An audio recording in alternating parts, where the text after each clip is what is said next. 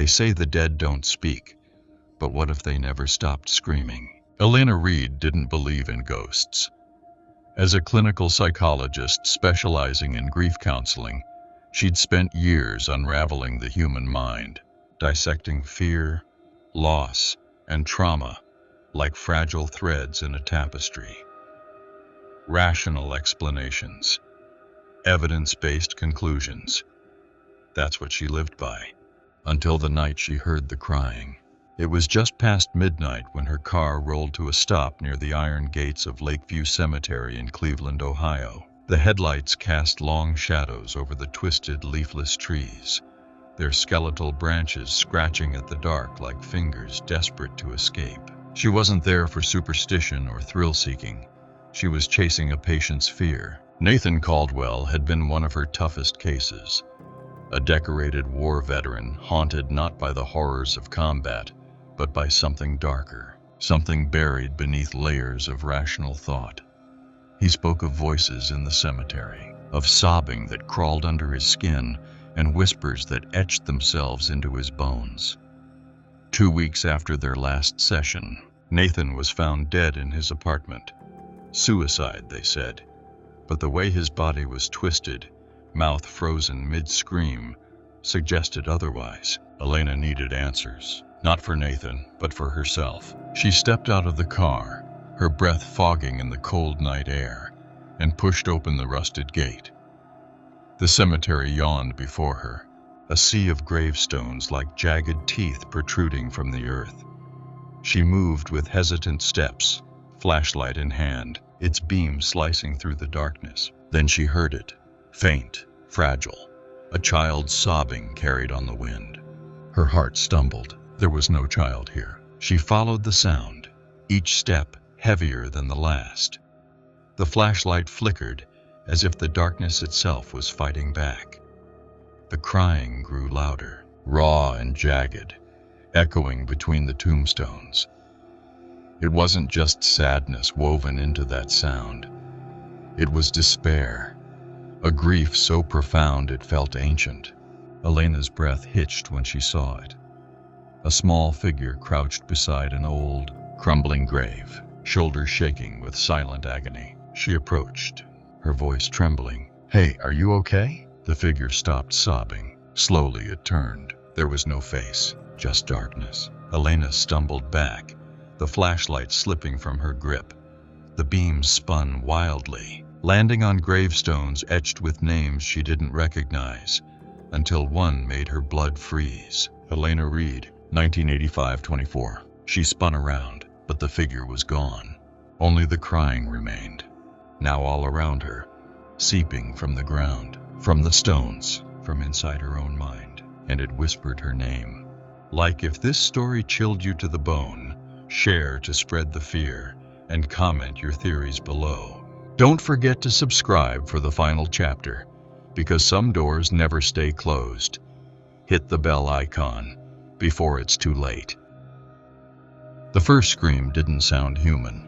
It pierced through the cold night air, shattering the fragile silence of Lakeview Cemetery. Michael froze mid-step, the brittle leaves crunching beneath his boots like brittle bones. He wasn't supposed to be here. Nobody was. But curiosity has a way of drowning out common sense. Michael had always been a skeptic. A clinical psychologist, he specialized in debunking the irrational fears of his patients. Night terrors, phobias, hallucinations. He could explain them all with the cold precision of science. That's what made him believe he was immune to fear. But tonight, standing among crumbling tombstones under a suffocating moonless sky, he felt something claw at the edges of his rational mind. The cemetery was ancient, sprawling like a decaying city of the dead. Worn statues stared with blank stone eyes, their faces eroded by time and whispers of the past. Michael told himself he was here for research. A case study on the psychology of fear, exploring urban legends in historically haunted locations. That's all. Just data collection. Nothing more. But that scream, it wasn't an animal. Too distorted. Too full of something raw, something broken. Michael tightened his grip on the flashlight, its beam trembling slightly as he scanned the darkness. The light danced over cracked headstones, names long forgotten. The air grew colder with every step, the wind whispering through bare branches like voices not meant to be heard. He reached an old mausoleum, its door ajar, the darkness inside swallowing the weak light whole. A plaque above the entrance read, "Harrison Family, 1872. The iron hinges groaned as he nudged the door wider. He hesitated, his logical mind battling the primal instinct screaming at him to turn back. But curiosity won. Inside, the air was thick, suffocating with the scent of damp earth and something else. Metallic, faintly sweet. Blood? No, that's ridiculous. His flashlight flickered. He smacked it, cursing softly. And that's when he heard it. A faint sobbing, fragile and distant, echoing off stone walls. Michael's heart hammered. His breath grew shallow. A trick of acoustics, he rationalized. The mind plays tricks in the dark.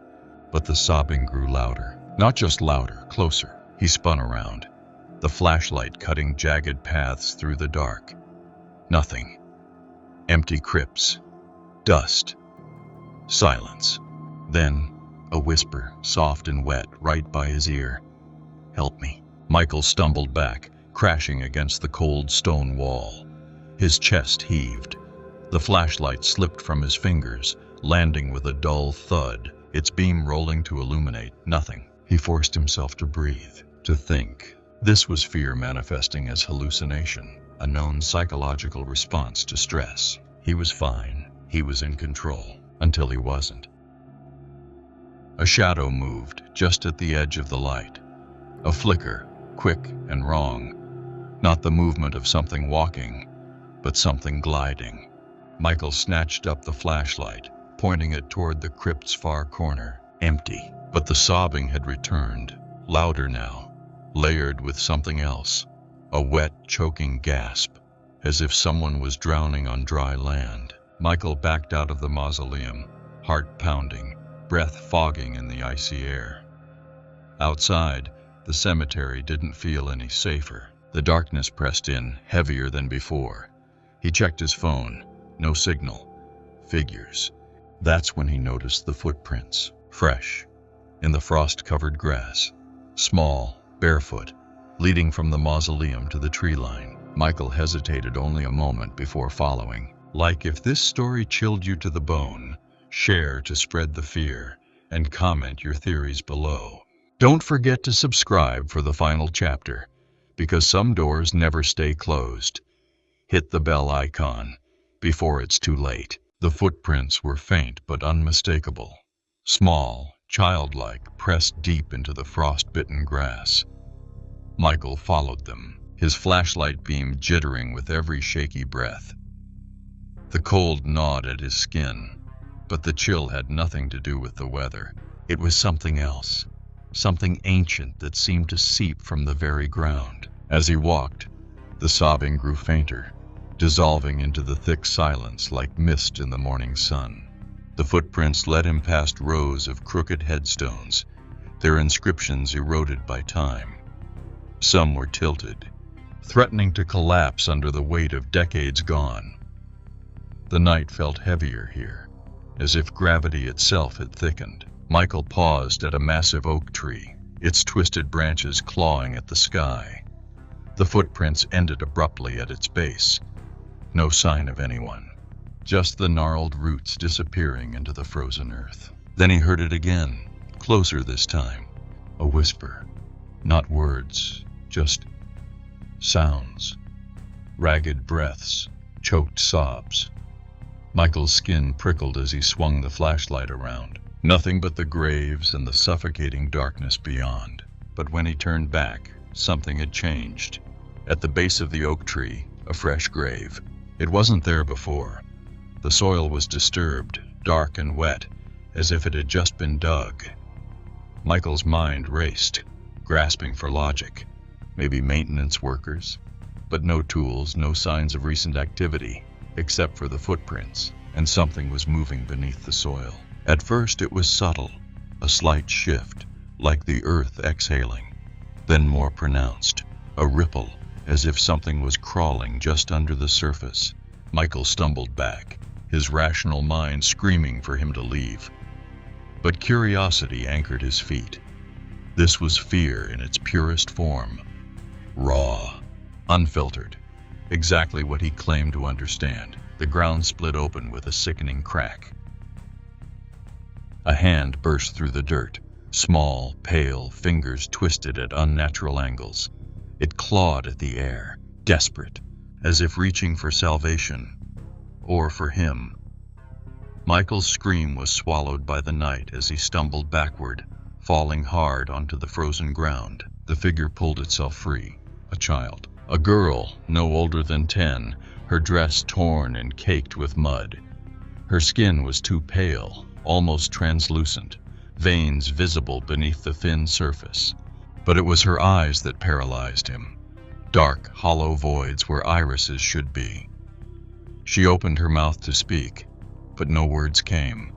Just a raspy wheeze, like the last breath of someone long dead. Michael scrambled to his feet, backing away, his flashlight trembling in his grasp. The girl tilted her head, studying him with that empty gaze. Then she smiled. It wasn't the smile of a child. It was something else, something ancient, filled with hunger. She took a step forward, her movements jerky, unnatural. Michael turned and ran, heart pounding like a war drum. The cemetery blurred around him, shadows reaching out like fingers trying to snatch him back. But the sobbing didn't fade. It followed him, no matter how far he ran. Suddenly, he tripped, crashing face first into the frozen ground. Pain exploded in his knees and elbows, but he didn't care. He rolled over, flashlight flickering as he aimed it back the way he came. Nothing. No girl, no footprints, just the suffocating darkness. Michael forced himself to stand, every nerve screaming. He had to get out, now. But when he turned around, she was there, right in front of him, her face inches from his, that twisted smile stretching impossibly wide. Her breath was cold against his skin, smelling of earth and decay. Then she whispered, "You found me." Michael's scream never fully formed, lodged somewhere between his racing heart and paralyzed throat. His legs reacted before his mind could process, pushing him backward with frantic, uncoordinated steps.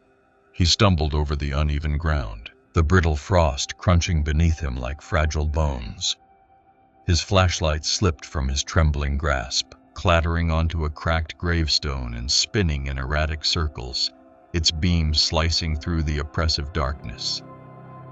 Shadows danced wildly, stretching long fingers across crooked headstones and barren trees. But through it all, she remained, a faint silhouette, impossibly still, framed by the cold moonlight. She didn't chase him. She didn't need to. She just watched. Her presence was heavier than the darkness itself, suffocating in its silence. Michael didn't stop running until he crashed into the rusted iron gates at the cemetery's edge, his body colliding with the cold metal with a force that rattled it on its ancient hinges.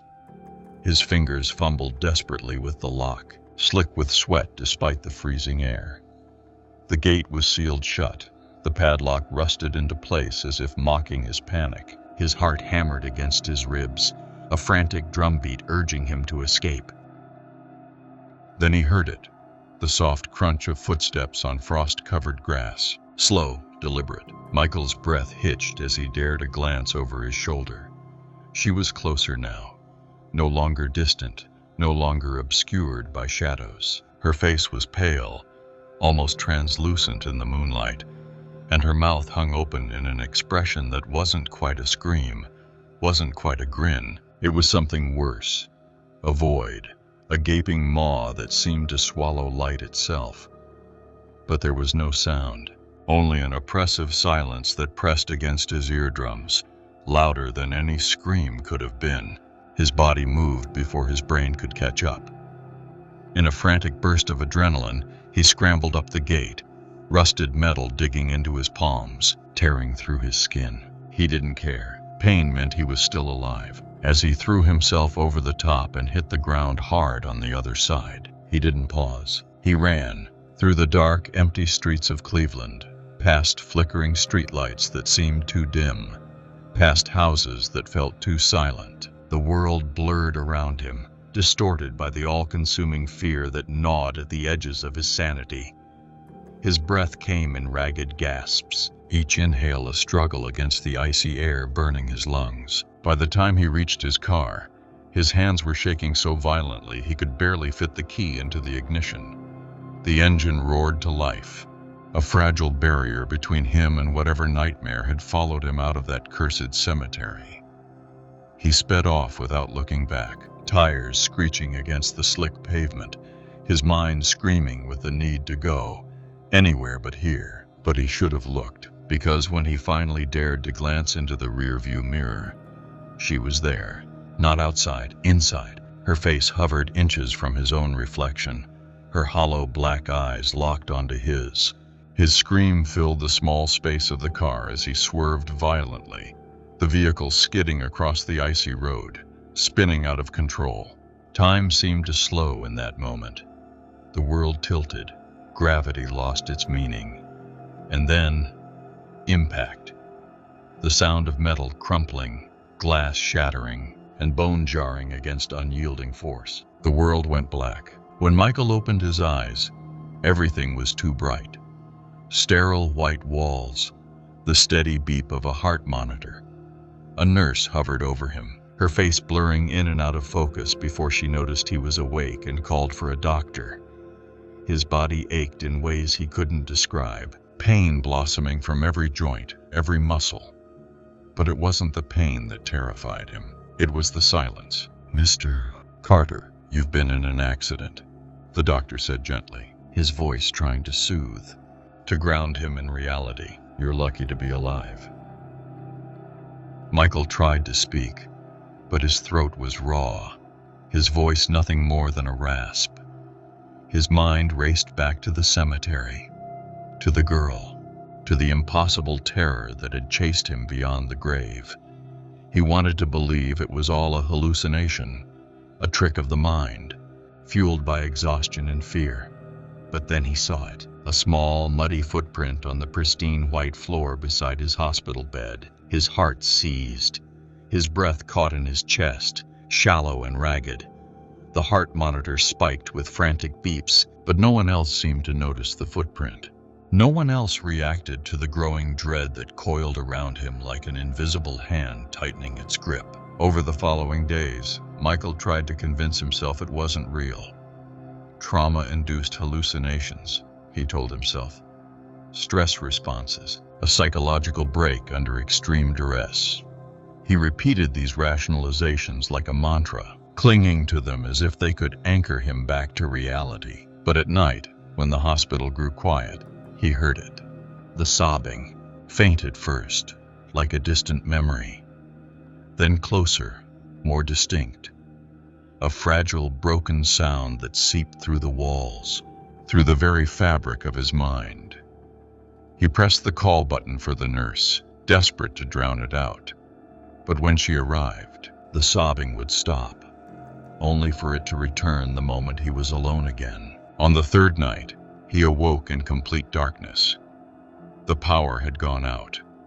No hum of machines, no glow from the hallway lights, just silence.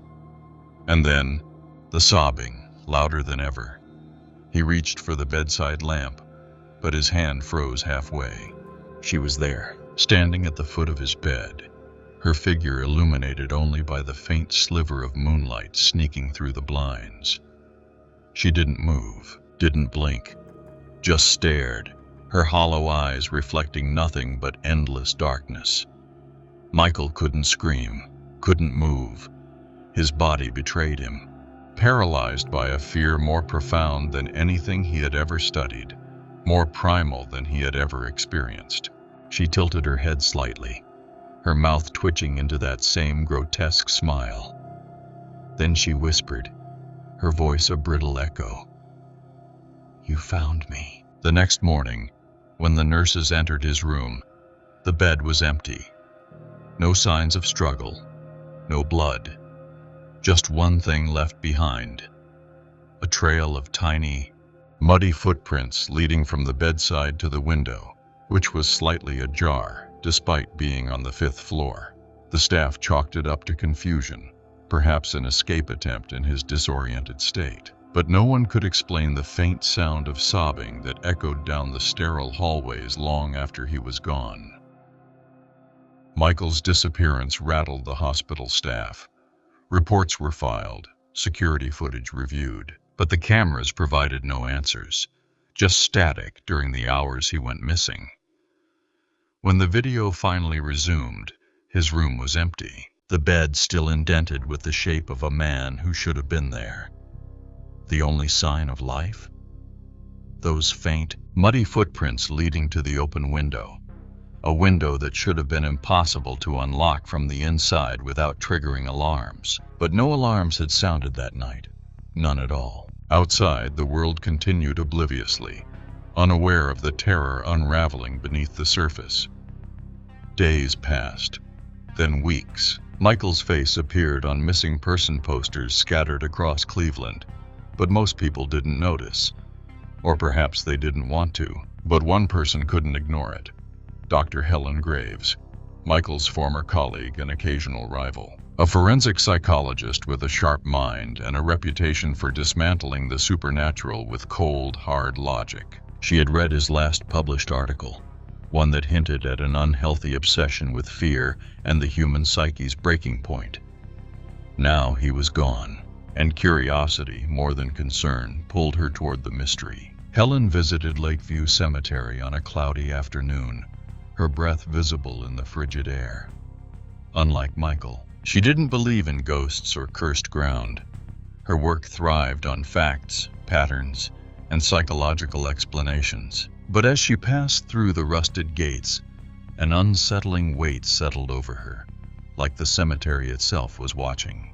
She found the Harrison Mausoleum easily enough, its door slightly ajar, just as described in the incident reports. Her flashlight beam cut through the stale darkness, revealing cracked stone, decaying wreaths, and a faint smear of something dark trailing into the shadows. Dried blood? No, just dirt, she assured herself. Helen's voice echoed softly as she recorded notes into her phone. Environmental factors, decay, low light, isolated setting, perfect conditions to trigger fear responses in susceptible individuals. Her voice sounded steady, but her fingers trembled slightly, not that she'd admit it. Then she heard it, a faint sobbing, fragile and distant, just like Michael had described in his private journal entries. She paused, every muscle tense. It was probably the wind slipping through the old stonework. Acoustics could do strange things in spaces like this. But the sobbing grew louder, not just louder, closer. Helen's rational mind raced to deconstruct the experience. Auditory hallucination, maybe. Stress-induced perception errors. But the sound persisted, threading itself through her thoughts, making her chest tighten with something unfamiliar. Fear. She spun around, her flashlight flickering briefly as if something had passed through its beam. Nothing there, just empty space. But when she lowered the light, her breath caught. Footprints, small, bare, leading deeper into the crypt. Helen followed, her steps cautious, her logical mind battling the creeping dread coiling in her chest.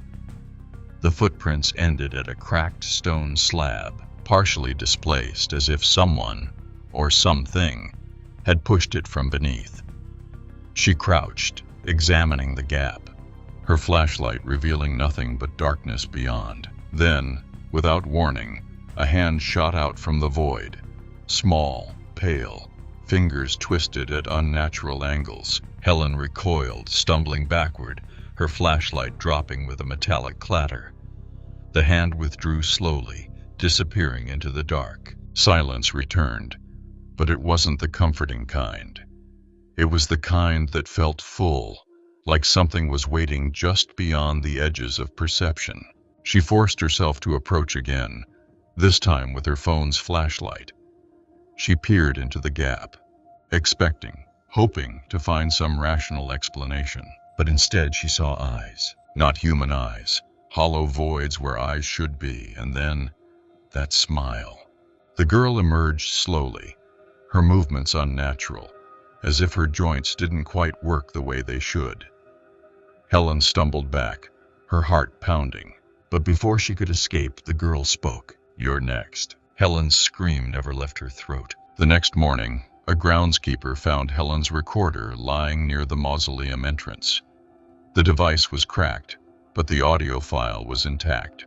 It contained hours of static, but near the end, something else.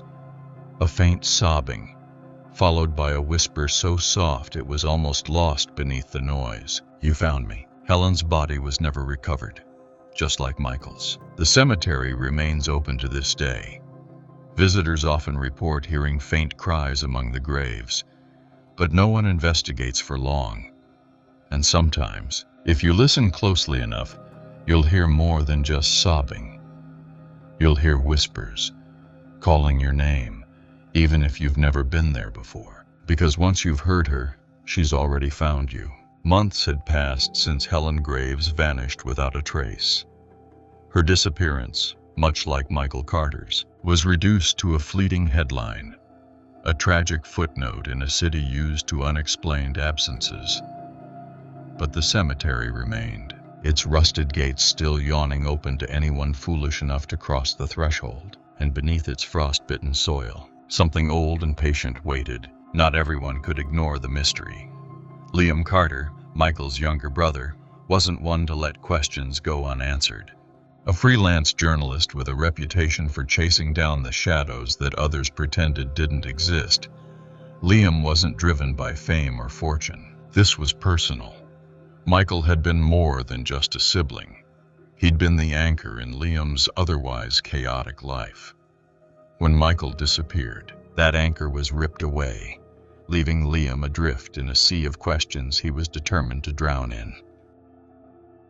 He arrived at Lakeview Cemetery on an evening when the clouds hung low, smothering the moonlight and cloaking the grounds in oppressive darkness. Armed with nothing but a camera, a heavy-duty flashlight, and the brittle resolve of a man with nothing left to lose, Liam pushed open the cemetery's rusted gate. It groaned on its hinges, a sound that seemed louder than it should have been, echoing off the cold, damp stones. The cemetery was silent, but not the peaceful kind.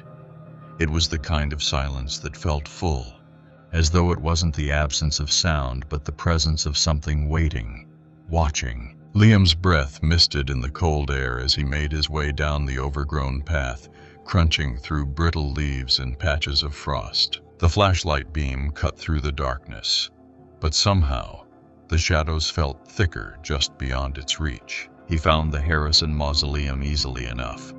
Its stone facade was cracked, the door hanging slightly ajar, just as the police report described. Liam's fingers brushed over the cold metal handle.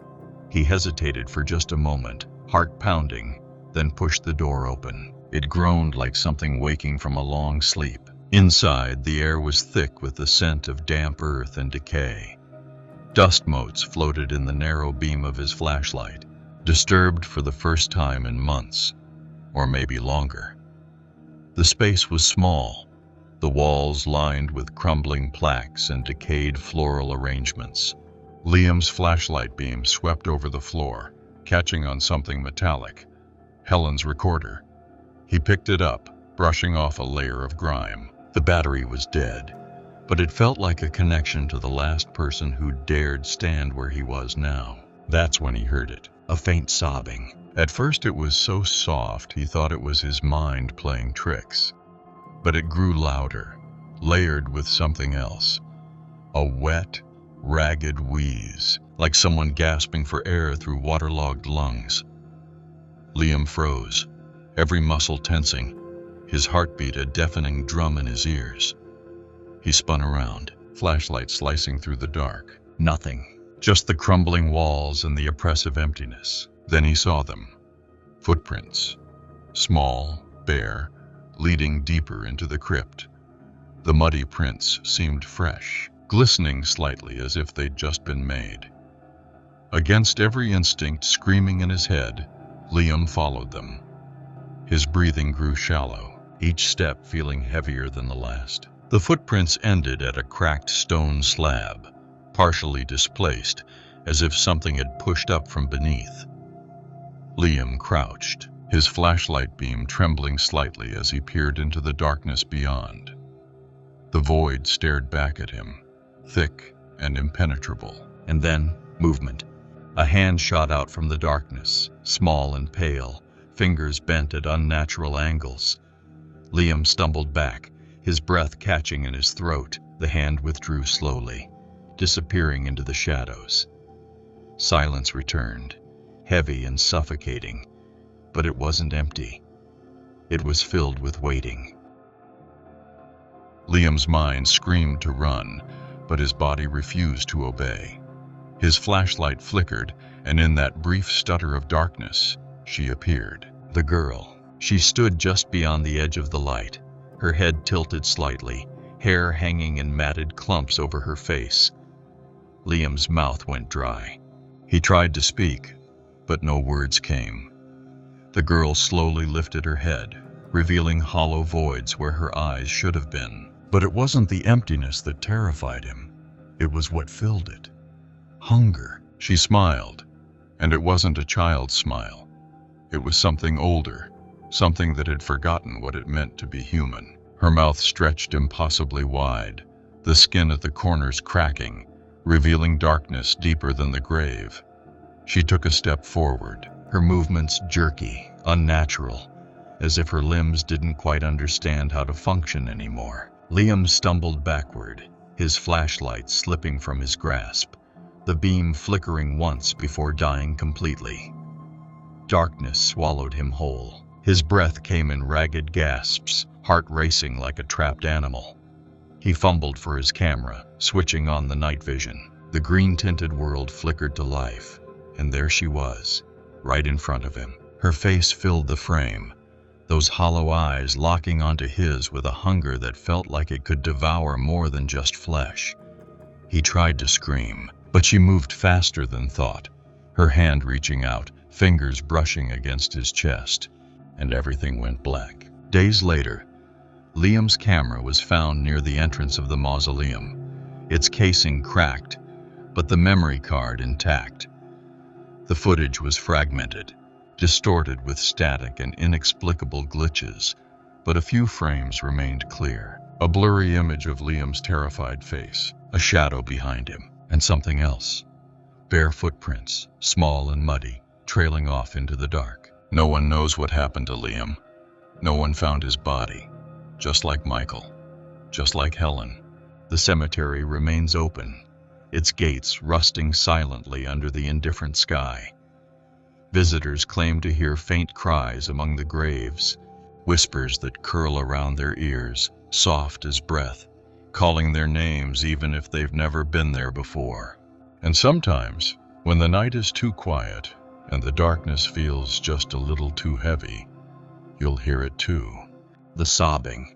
If you do, don't follow it, because once you hear her, she's already found you. Like if this story chilled you to the bone, share to spread the fear, and comment your theories below. Don't forget to subscribe, because some stories never end. Hit the bell icon before it's too late.